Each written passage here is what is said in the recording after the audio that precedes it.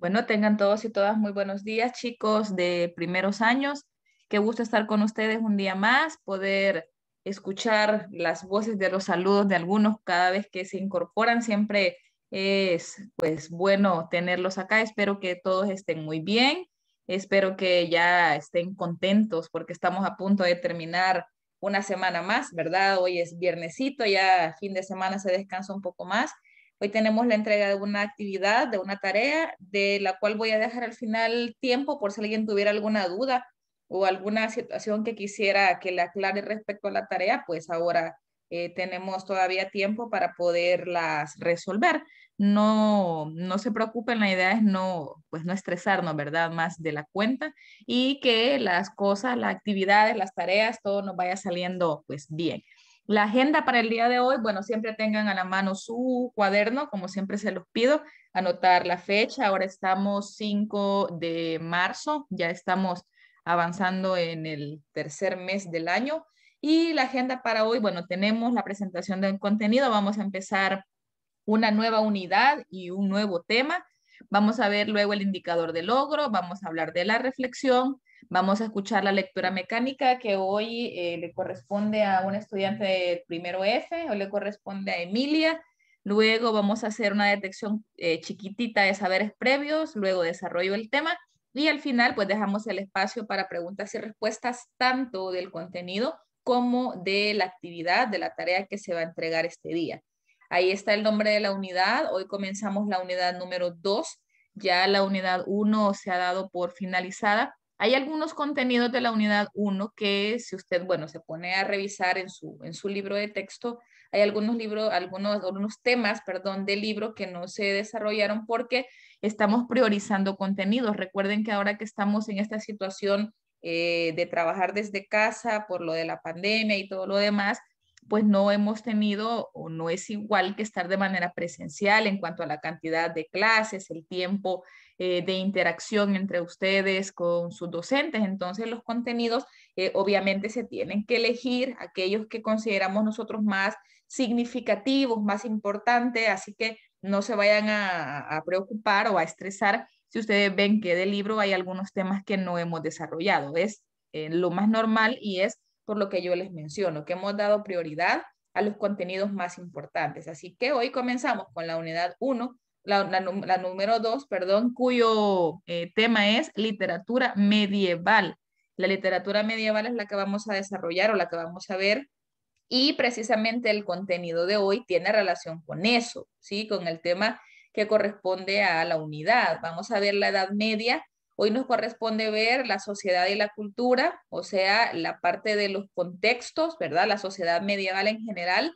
Y vamos a ver la clasificación o la división de la Edad Media que tuvo dos etapas, la Alta Edad Media y la Baja Edad Media. Así que prácticamente hoy vamos a desarrollar ese tema. Recuerden, si usted tiene su cuaderno a la mano, puede escribir la fecha, puede escribir unidad número 2, la literatura medieval, para que sepa que a partir de hoy estamos ya en otra unidad. A veces, bueno, cuando estamos de manera presencial en el cole, como que hay más tiempo, más dedicación, hay más supervisión de parte de los docentes en el hecho de sus portadas, ¿verdad? Que uno les dice haga su portada, hágale un dibujito, decore la que se le vea bonita. Obviamente ahorita pues no puedo yo estar revisándoles cuadernos, pero sí, aunque no hagan una portada súper magnífica, por lo menos coloquen unidad número 2, literatura medieval, y anoten el tema. Las clases quedan grabadas. Yo sé que muchos de ustedes recurren después a ver los videos de las clases y para eso son, de eso se trata, ¿verdad? Entre más usted los vea, por mí mejor, porque los contenidos pues están quedando más fijados en ustedes. Pero hoy vamos a empezar entonces con el tema de la Edad Media.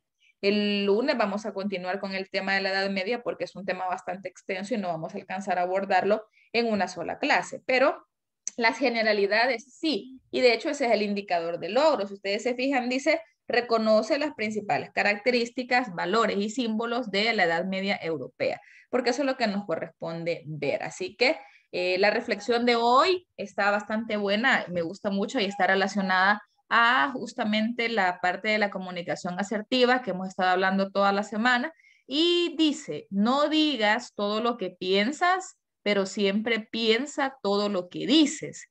Quisiera escuchar la opinión de alguno o de alguna de ustedes que me ayude o me colabore. Yo sé. Vaya, adelante, Annelies, dime. Vaya, muchas veces pues nosotros no pensamos lo que vamos a decir y eso es muy importante, que tenemos que analizar bien esas palabras que vamos a transmitir hacia la otra persona, porque muchas veces solo hablamos y no pensamos y puede ser que en ese momento no estemos así como analizando bien la situación y puede ser que podemos llegar a decir algo que a esa persona no le agrade. Siempre tenemos que pensar antes de hablar, Mm. porque si nosotros no pensamos, obviamente vamos a llegar a decir cosas que no tienen sentido, que pueden llegar a lastimar a otras personas. Pero obviamente tampoco vamos a decir todo lo que andamos pensando, sino que prácticamente hay unas cosas que también, como son situaciones personales o cosas personales, pues no las tenemos que andar comentando, pues a los demás si no es de nuestro deseo, ¿verdad? Pero es bueno pensar. A mí cuando ya hace años me pasó una situación así que por no pensar antes lo que iba a decir, pues lastimé a otra persona y desde esa vez aprendí esa lección. Perfecto, muy bien, Annelies. Muchísimas gracias por tu participación, por tu opinión. La verdad es que es muy acertado, muy oportuno lo que has dicho y en realidad ese es el mensaje de esta frase, de la reflexión de hoy. No todo lo que nosotros pensamos lo vamos a andar diciendo, ¿verdad? Hay algunas cosas que uno las piensa y se queda calladito y solo las tiene en su mente como alguna idea, pero hay algunas cosas que sí las expresamos. Entonces, hay que tener cuidado con cómo expresamos las cosas, porque a veces nos podemos dejar guiar por nuestros impulsos. Puede ser este impulso de felicidad, puede ser de tristeza, puede ser de enojo, de furia, y a veces no analizamos, no pensamos lo que vamos a decir y lo dejamos. O sea, lo dejamos salir y a la hora de la hora podemos dañar, como decía Nelly, podemos ofender, podemos hacer sentir mal a la otra persona y luego viene el arrepentimiento. Uno dice, hey, puchica, la regué, no debía haber dicho esto, no debía haber sacado esto, pero a veces es muy tarde porque ya hemos generado daño a los demás. No un daño físico, no ha sido un golpe, pero a veces las palabras pueden llegar a doler más que un golpe y podemos generar huellas no tan buenas en las personas. Entonces, seamos cuidadosos con lo que decimos, seamos asertivos, no seamos ni pasivos ni agresivos, sino que procuremos analizar antes de hablar. No es que nos vamos a tardar media hora, voy a pensar en lo que te voy a decir, pero sí es bueno siempre que antes de dejarnos ir por nuestros impulsos, que analicemos el impacto que podemos causar en los demás. Así que te agradezco, Annelies, por tu ayuda en la reflexión y espero que a todos nos quede pues esta idea. Póngalo en práctica en su casa, con sus hermanos, con su mamá, con su papá. A veces estamos estresados todos y cuando nos pueden ordenar algo, nos pueden enviar a hacer algo, podemos actuar de manera inadecuada y responder de manera inadecuada. A veces es mejor contar hasta 5,000 y quedarnos calladitos o quedarnos hasta a contar hasta 5,000 y pensar bien lo que voy a responder antes de que podamos dañar a alguien más. Así que espero que nos haya funcionado o que nos haya llegado a cada uno de nosotros la reflexión y que la pongamos en práctica. Ahora entonces vamos a pasar a la otra parte de la agenda que es la lectura mecánica. Así que le dejo los micrófonos a Emilia. Emilia, ¿ya estás por aquí? Sí, ¿me escuchan? Bye. Sí se escucha, hija. Ok. Los esclavos lo cubren y alguien dice que no debemos tocar nada, pero en cuanto me sobrepongo, insisto en que lo traslademos a su lecho. A mí me recuestan en una de las camillas del triclino y Hernovia, la vieja ama de las llaves, me hace beber una infusión de jarabe de anapola. Es la noche más larga de mi vida. Todos entran, salen, se lamentan, lloran, tiritando dentro dentro de la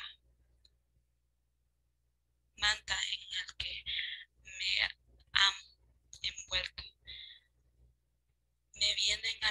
cabeza, los presagios del caído después. Recuerdo vagamente que alguien renueva la llama en el sagrario de los dioses penantes y poco antes del amanecer los aediles examinan el cuerpo y escuchan las explicaciones de los moradores de la casa. No hay duda de que le atacaron por la espalda, dice uno de ellos. No se aprecia señales de lucha. Probablemente ni siquiera lo advirtió, comenta el otro. El veneno de la aguja sin duda era mortal, y la muerte llegaría instantánea. Los aidiles me tratan con mucha deferencia, así que el asaltante derribó y te golpeó en la cabeza. Acertaste a saberlo. Tenía la cara desfigurada por una cicatriz desde la boca hasta la oreja. Me preguntaba por qué he lavado el cuerpo. Claro, ya está amortajado por la mañana. El propio Sejano está ahí. Después del César, Elío Sejano es el hombre más importante de Roma. Es el prefecto de la Guardia Pretoriana y goza de la confianza total del emperador Tiberio. Se dice que este no hace nada sin consultarlo y que Sejano aspira al consulado. Llega la hora tercia y se hace cargo de todo. A nadie le extraña dado que la víctima no solo la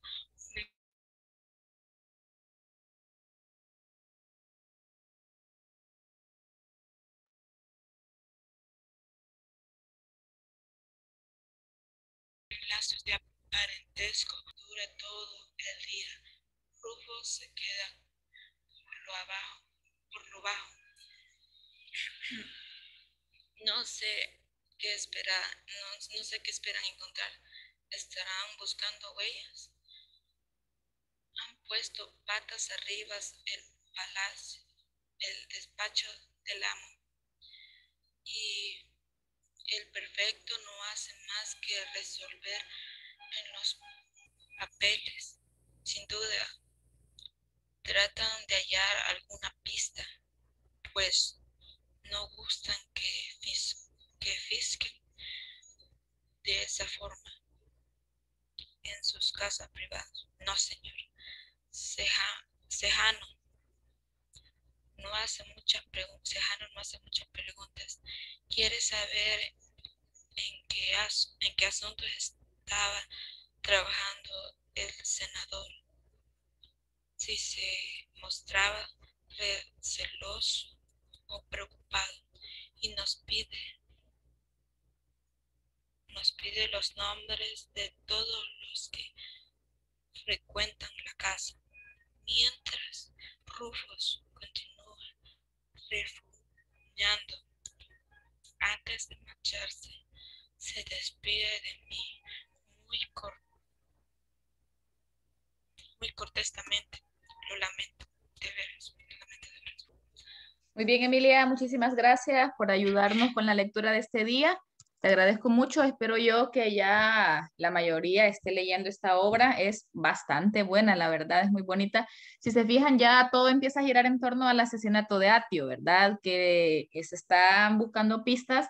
Se ha llegado a la conclusión o se sospecha que fue atacado por la espalda, ¿verdad? Por la parte donde tenía la aguja y aparte de eso, pues sabían o se dieron cuenta también que la aguja estaba envenenada y que por eso hizo que muriera de manera instantánea. Pero igual, ustedes van a seguir leyendo y vamos a seguir haciendo también la lectura mecánica para que vayamos entrando ya, pues todos en sintonía. Entonces, hoy comenzamos con el desarrollo del tema.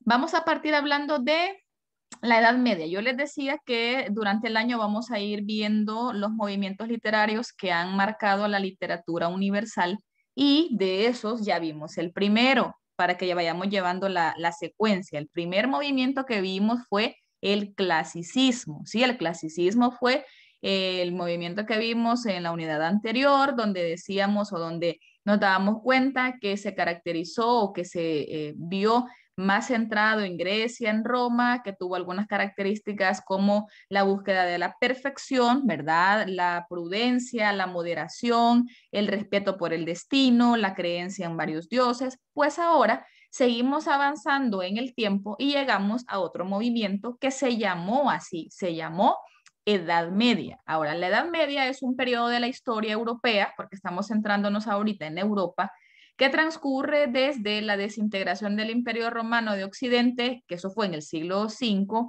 hasta el siglo XV con la caída de Constantinopla por los turcos y el descubrimiento de América por parte de Cristóbal Colón. Entonces, cronológicamente hablando, nos vamos a ir ubicando para que a ustedes les quede claro que la Edad Media va del siglo V hasta el siglo XV. Obviamente esto es después de Cristo, ¿sí? Ya estamos en los años o en los siglos de nuestra era. Entonces, ubiquémonos primero. La Edad Media se da o es un periodo de la historia que abarca desde el siglo V hasta el siglo XV. Durante este periodo, o sea, durante la Edad Media, la sociedad se organizó en torno a la tierra. ¿Qué quiere decir? Que la tierra, los terrenos, las extensiones de las regiones europeas tomaron mucho valor porque surgen modelos económicos relacionados a la tierra y ya se los voy a explicar más adelante qué quiere decir o a qué hace referencia. Una de las cosas que debemos mantener y que no podemos dejar de lado mencionar al explicar este tema es que la actividad cultural, cuando nos vamos al plano del contexto cultural, consistió principalmente en la conservación y sistematización del conocimiento del pasado, o sea que hasta cierto punto tomaron como base algunos elementos que se habían venido desarrollando, que se habían venido gestando en siglos anteriores, incluyendo esto quizás desde los contenidos clásicos, o sea, desde lo que ya nosotros abarcamos en el clasicismo, y se copiaron y comentaron las obras de estos autores, o sea que por eso es que ha llegado hasta nuestros días el conocer sobre las tragedias, sobre las comedias, porque cuando empieza la Edad Media, desde ahí empiezan a retomarse estos modelos clásicos. Entonces, ¿qué tenemos que saber? Que en este momento la época cultural se caracteriza por empezar a retomar o empezar a tomar como modelo elementos o conocimientos del pasado que obviamente se copiaron, se comentaron, tuvieron algunas modificaciones, pero que la esencia o que la base se seguía manteniendo desde una perspectiva teocéntrica. Esta palabra la tienen que relacionar cuando usted escuche Edad Media, automáticamente teocéntrica. La Edad Media fue teocéntrica. ¿Y qué quiere decir que sea teocéntrica? Aquí tenemos, miren, teo significa Dios y centrismo obviamente viene del centro. Quiere decir que Dios se ubicaba en el centro de la sociedad. Todas las actividades, todo lo que estaba normado, todo lo que se tenía que hacer estaba basado en la Biblia. O sea que todo aprendizaje se encaminaba a la comprensión de la Biblia. Todo giraba en torno a Dios, a la religión y a la iglesia. Vamos a ver, Emilia, ¿tienes alguna pregunta? Sí, señor. Va, dime. Internet no está muy bien. Se le escuchó bien cortado. No sé si me puede retroceder unos segundos, porque unos segundos se le escuchó muy cortado. Vaya, voy a volverlo a repetir y si en algún momento tuvieras problemas, no te preocupes porque igual la clase se está grabando, entonces si hubiera algo que no logras escuchar, pues después podemos o puedes ver la clase en el canal. Pero igual lo voy a volver a repetir. Les decía que en el caso de la Edad Media, la actividad cultural, cuando nos vamos a en este plano, se centró en retomar al conocimiento, las obras, las situaciones del pasado clásico, y estas obras se copian, se comentan, se modifican, pero que se toman como base. Y uno de los rasgos más importantes que no tenemos que olvidar de la Edad Media es que fue una época teocéntrica. Teocéntrica significa que Dios es el centro de todo. Dios es el centro de la sociedad.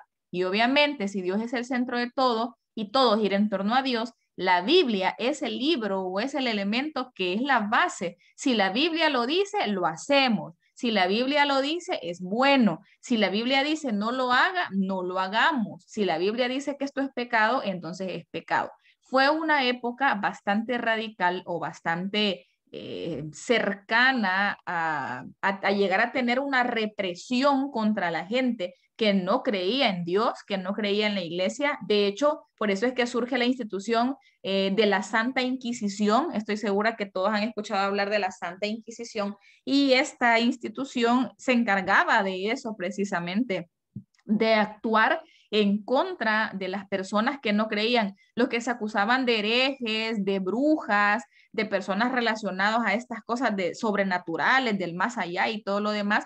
Eso para ellos era un sacrilegio. Entonces, la Santa Inquisición se encargó de torturar de manera terrible a las personas que no estaban, digamos que bajo la línea o bajo los caminos de Dios, o incluso los llegaban a matar. ¿En nombre de quién? En nombre de la iglesia. Entonces, fue una época teocéntrica, la Biblia estaba en el centro de todo, empezaron a retomar situaciones o elementos del pasado clásico, y es ahí donde aparece o donde vamos a hablar que la Edad Media tuvo una división. La Edad Media tuvo dos periodos, uno que se conoce como la Alta Edad Media y el otro que se conoce como la Baja Edad Media, pero vamos a comenzar hablando de la Alta. La Alta Edad Media, ¿cuándo se da? Se da del siglo V al X. Esto es aproximadamente, ¿verdad? Acuérdense que no es una camisa de fuerza que justo ya empezando el primer año del siglo XI, ya no, ya se acabó la Alta Edad Media. No, hay una transición, pero para los historiadores es más fácil hacer o ubicar los siglos dependiendo de lo que ha ido sucediendo. Entonces, la Edad Media completa, acuérdense, va del siglo V al XV. Entonces, la Alta Edad Media, que es la primera parte o el primer momento de la Edad Media, es del siglo V al X. Por obvias razones, la otra va a ir del siglo XI al XV, ¿sí? Son dos periodos. Entonces, ¿qué pasa en la Alta Edad Media? Que es justo cuando la Edad Media surge, ¿verdad? Una de las cosas que sucedió, y vamos a ir viendo los elementos de este esquemita, es que la iglesia se convierte o se vuelve una sofisticada institución de gobierno. ¿Qué quiere decir? Que si acabamos de explicar o se acabó de decirles en la lámina anterior que la iglesia y Dios eran el centro de todo, obviamente la iglesia fue la que se encargó de dirigir o la que se encargó de normar muchas cosas, y por eso llega a tener un papel fundamental como una institución de poder, ¿sí? Como una institución de gobierno, al igual que el rey. Incluso el papa se consideraba que tenía más influencia o más poder que el propio rey. ¿Por qué? Porque si era una época teocéntrica, el que manejaba o el que se consideraba más un enviado de Dios, pues obviamente un papa, un sacerdote, un pastor, alguien relacionado a esto. Entonces la iglesia se convierte básicamente en una institución de gobierno. Ahora, no todo fue negativo. En este sentido también aparece o se da el resurgimiento intelectual en algunas áreas y para algunas personas, porque también en la Edad Media o durante la Edad Media se crean algunas universidades. Estas primeras universidades o escuelas catedralicias tienen más que ver con la parte de la formación en la fe, ¿sí? En la fe. Y no podían ir todas las personas. Ya vamos a ver las clases sociales de la Edad Media, y es obvio que los campesinos, las personas más desprotegidas, la gente del vulgo del pueblo, no iban a las universidades. ¿Por qué? Porque quizás no sabían ni siquiera leer ni escribir. Entonces, el ir a la universidad era un privilegio de pocos, y la mayoría de estos pocos eran de la nobleza, eran de las clases favorecidas o eran de la iglesia. Si alguien que dijera yo me voy a hacer sacerdote, me voy a hacer monja, clérigo o lo que sea relacionado a puestos eclesiales, entonces voy a tener una mejor calidad de vida y una mejor educación en las universidades, a diferencia de aquellas personas que eran comunes y corrientes. Aparece el término de las cruzadas. Las cruzadas son aquellas que se dan para extender el cristianismo, ¿verdad? Y tener el predominio de la fe o de la Iglesia Católica frente a otras religiones que en ese momento pudieran existir. Si hablamos, por ejemplo, de los musulmanes, de los judíos y todas estas otras culturas tienen otras religiones. Entonces, lo que querían ellos era conseguir la unidad europea en cuanto a la religión. ¿Sí? Que todos abrazaran la fe católica, que todos creyeran en Dios, que todos recurrieran a Él, que todos fueran por el buen camino, no ser pecadores, sino que ir de manera fiel siguiendo los mandamientos divinos. Ahora, dentro de esto podemos mencionar a dos personajes ya más dentro del plano literario, dentro de la Alta Edad Media. Tenemos a Santo Tomás de Aquino. Si se fijan, Santo Tomás de Aquino, solo escuchar que ahora es un santo, pues obviamente tuvo que haber sido un hombre relacionado directamente con la iglesia, ¿verdad? Que se le han atribuido incluso milagros o cosas relacionadas con la fe. Y tenemos también a Dante Alighieri. En el caso de Dante Alighieri también tuvo relación con la iglesia y él es el escritor de una obra muy conocida y es una gran muestra de la Edad Media que se llamó, ¿alguien sabe cómo se llamó, cómo se llama la obra más importante de Dante Alighieri? Que habla sobre el cielo, sobre el purgatorio, sobre el infierno. ¿La han escuchado mencionar? ¿Será que a alguien se le llena la La mente? Divina Comedia. Correcto, muy bien. La Divina Comedia es la obra más importante o la más representativa. ¿Quién me dio esa respuesta? No ubico la voz. Yo, Mariana, del 1E. Mariana, muy bien, Mariana, te agradezco. Esa es la obra más representativa, la Divina Comedia.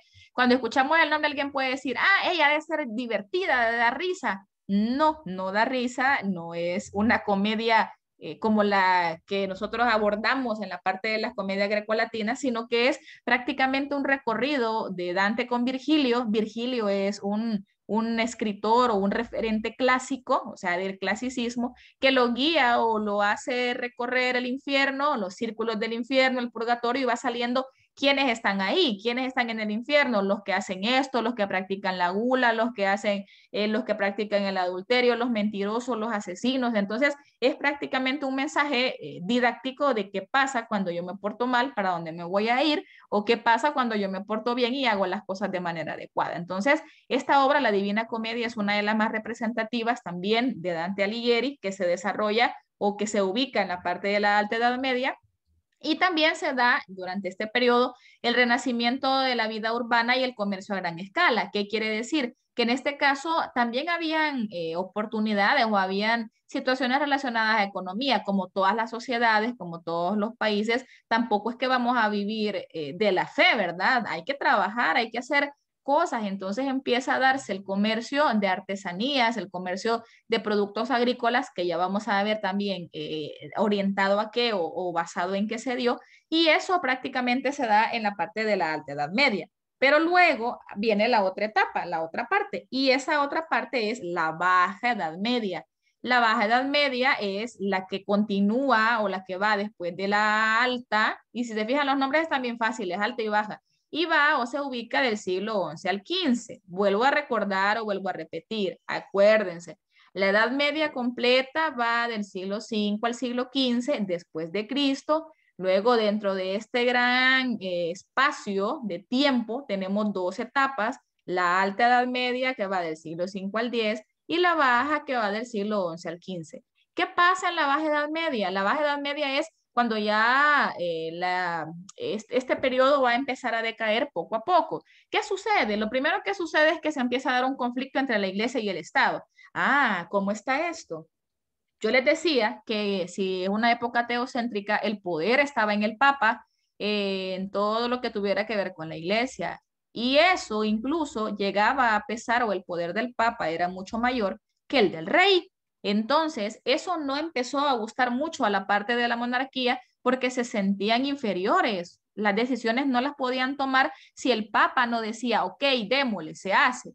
El rey no podía decidir, no podía tomar cartas en un asunto si la iglesia no se lo aprobaba. Entonces esto empezó a generar un poquito de descontento porque era como decir, bueno, si yo soy el monarca, si yo soy el rey, si yo soy la autoridad del gobierno aquí, ¿por qué voy a estar pidiendo la autoridad o pues por qué voy a estar pidiendo permiso a la iglesia? Entonces empieza a darse esa pugna entre quién era más o quién tenía el poder. Entonces eso obviamente afectó en la parte de la Baja Edad Media y llega un momento en el que la iglesia pierde su poder o su autoridad y es cuando termina la Edad Media.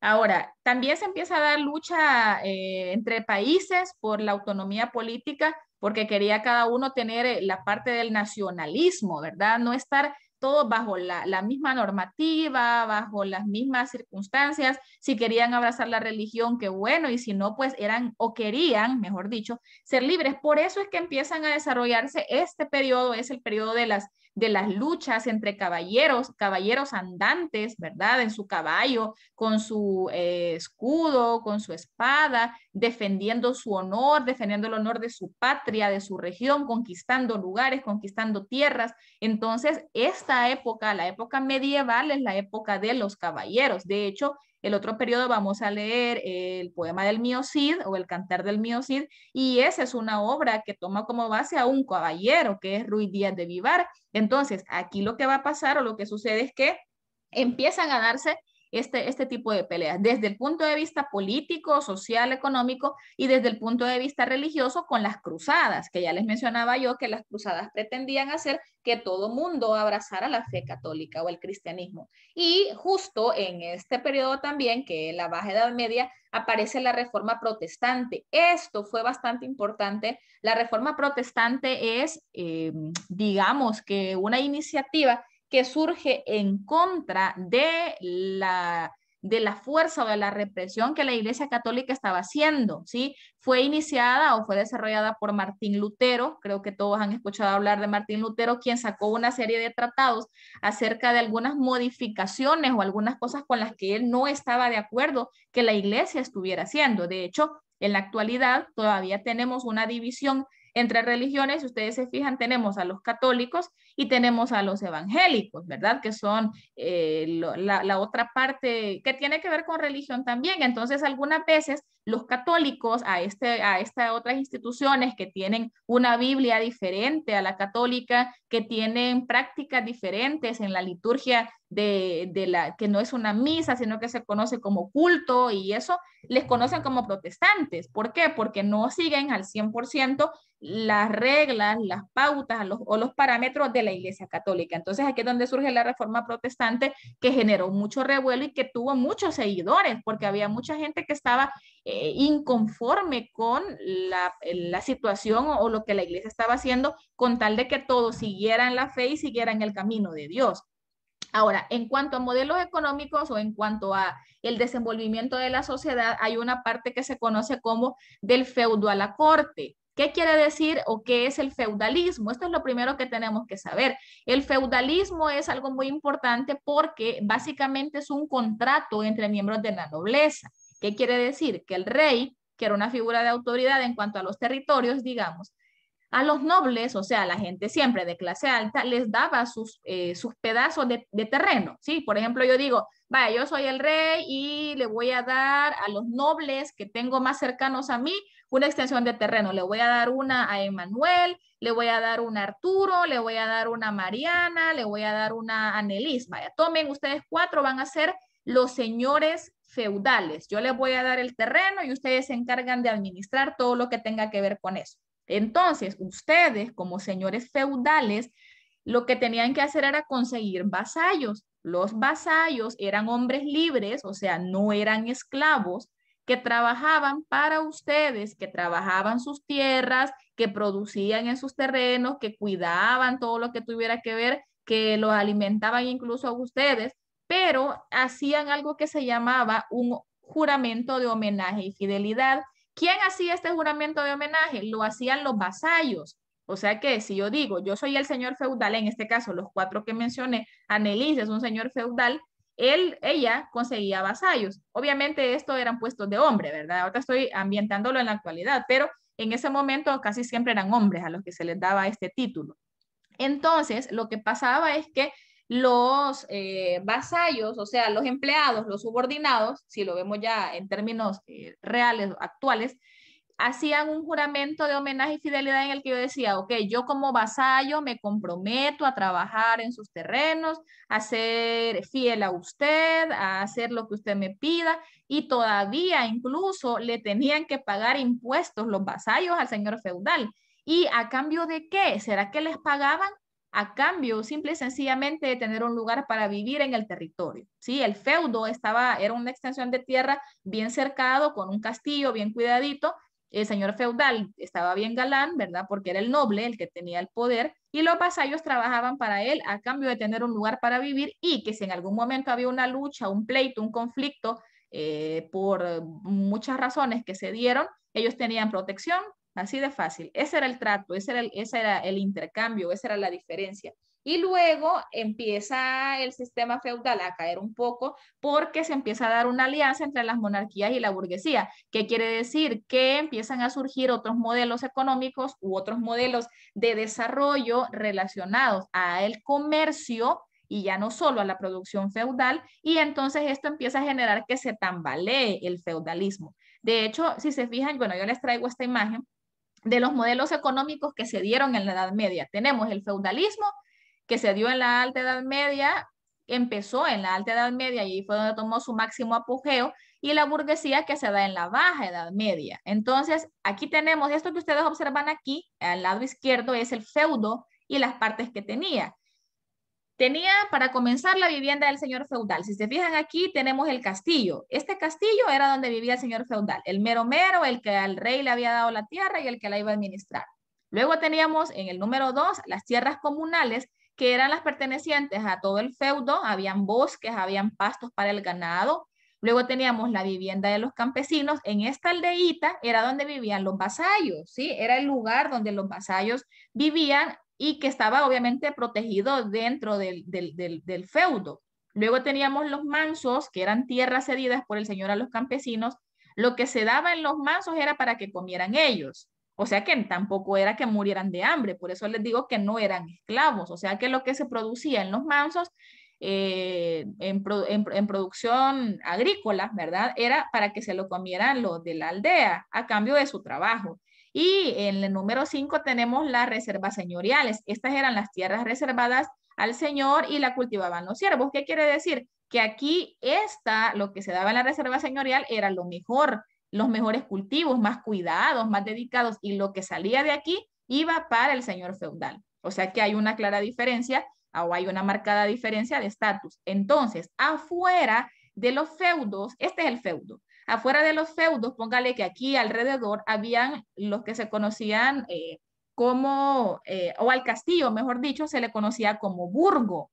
Entonces empezaron a desarrollarse casitas o viviendas afuera del feudo, y estas personas dijeron, empecemos a comerciar nosotros también, ¿sí? La gente de afuera dijo, no, hombre, pero es que no vamos a estar siempre sometidos a un señor feudal que nos esté obligando a trabajar para ellos y les tengo que pagar impuestos. ¿Y a mí qué me queda? Nada, no me queda nada, solo la protección. Entonces la burguesía surge por culpa de ese sistema, del sistema feudal, porque no querían estar siempre sometidos al mismo noble, o sea, al mismo VIP, y yo solo estar siempre solo recibiendo las obras o lo poco que puedo estar recibiendo. Entonces empiezan a buscar otras formas de comercio, empiezan a hacer artesanías, empiezan a inventarse otras cositas para vender, y se dan cuenta que cuando las cosas le quedan a ellos, pues tienen una mejor ganancia. Entonces es así como surge la famosa burguesía, y luego llegan a convertirse la burguesía en el modelo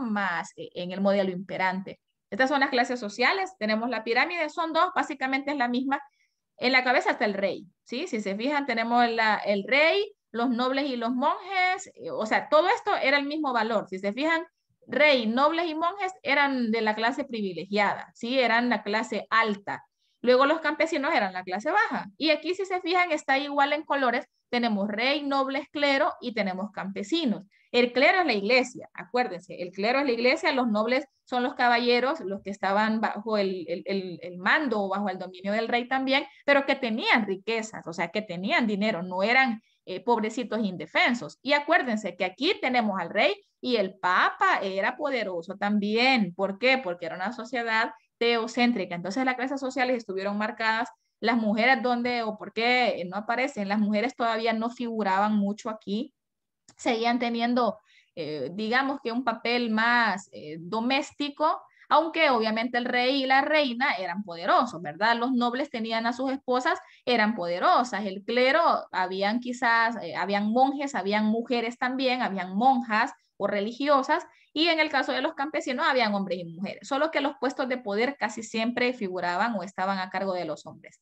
Y resumiendo, ya para terminar, dentro de las características de la Edad Media, vamos a recordar o a mencionar las guerras. Las guerras, ¿por qué se daban? O debido a qué? A la conquista de territorios. Esta es una, acuérdense, que buscaban la parte del nacionalismo, conquistar otras tierras, y también a causa de las cruzadas, en honor o en nombre de la iglesia. La inseguridad, si habían luchas y habían guerras, el pueblo tenía inseguridad, tenía miedo. Por eso incluso muchos vasallos se iban a trabajar con el señor feudal a cambio de estar protegidos. ¿Había desigualdad social? Por supuesto que sí, creo que ha quedado evidenciado que los reyes y la nobleza y el clero estaban muy sobre los campesinos o la gente normal, tradicional, común y corriente. Las oportunidades no eran las mismas, los recursos no eran los mismos, y eso obviamente ha sido una desigualdad que se ha mantenido a lo largo de los siglos, ¿verdad? Pero en ese momento estaba bien marcada y la iglesia tenía un papel de poder. Había modelos económicos establecidos. ¿Cuáles fueron los dos modelos económicos? El feudalismo y la burguesía, acuérdense. Y fue una época teocéntrica porque todo giró en torno a Dios y a la iglesia. Entonces, de hoy en adelante, usted tiene que llevar en su mente la secuencia clasicismo, Edad Media. Cuando leamos el poema del Mío Cid, que es la muestra de Edad Media, que vamos a leer primero en el periodo 2, se van a dar cuenta de algunos elementos bien específicos que se relacionan con lo que yo les acabo de explicar. Y la otra semana vamos a ver la literatura medieval, que obviamente tuvo mucho que ver también con las características que yo he explicado. En el libro de texto, la página 45 y 46 son las que hablan de este tema, y si hay alguna pregunta, este es el momento de hacerla. ¿Hay alguna consulta del tema o del proyecto? Y luego nos vamos. ¿Todo está claro con el tema? Si se fijan, son bien interesantes. Vamos a ver si no hay alguna pregunta. No, señor, digo que todo bien. Todo bien, bye. Entonces, perfecto. Entonces, si no hay alguna pregunta del contenido, dime, hija. Y como en el contexto económico de la Edad Media, como, ¿qué sería?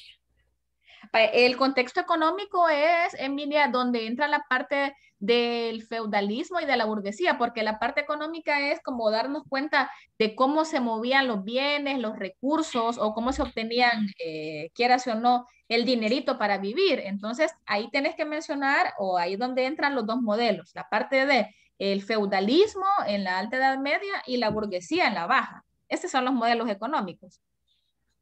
Gracias, gracias. Vaya, hija, por nada. Preguntas del proyecto no tenemos tampoco. Todo está bien. Yo creo que el detalle de tareas es bastante claro, pero de igual manera, si durante la tarde o en la mañana le surgiera alguna duda, pues ya saben nuestros canales de comunicación, y yo esperaría su tarea el día de hoy, ¿verdad? Durante todo el día. Si son las 9 de la noche y no me la han mandado, no vaya a decir, pues ya no se la mando. No, mándela, envíela, porque al final, acuérdense que es el 35% que les tiene que quedar bonito. Si pudieran hacerla en alguna aplicación. Yo sé que ustedes son muy buenos para esto de utilizar aplicaciones como Canva, por ejemplo, qué sé yo. A veces la idea del trabajo es que no sea solo un documento de Word, sino más, tome, señor, el Word y aquí está la muy información y la muy cosa que hice, que se vea bonito, que se vea creativo. Acuérdense que es un proyecto que va a abarcar todo el año, entonces que se vaya viendo bonito, porque lo vamos a publicar después, vamos a hacer una feria de logros y ustedes van a mostrar sus trabajos. Entonces, pues sí, ¿verdad? Que quede chivo. Acuérdense que ustedes representan a los técnicos y no nos podemos quedar atrás. Tiene que ser bien bonito. Así que si alguien tiene alguna pregunta en el transcurso del día, me dice, y mientras tanto nos quedamos hasta acá. Que tengan un bonito día y cuídense mucho. Gracias, señor. Por Gracias. nada. Hasta Adiós. luego, Adiós, hijos. Tania, muchas Gracias. gracias. Gracias a ustedes. Feliz Semana. día. Gracias igualmente. Feliz fin de semana.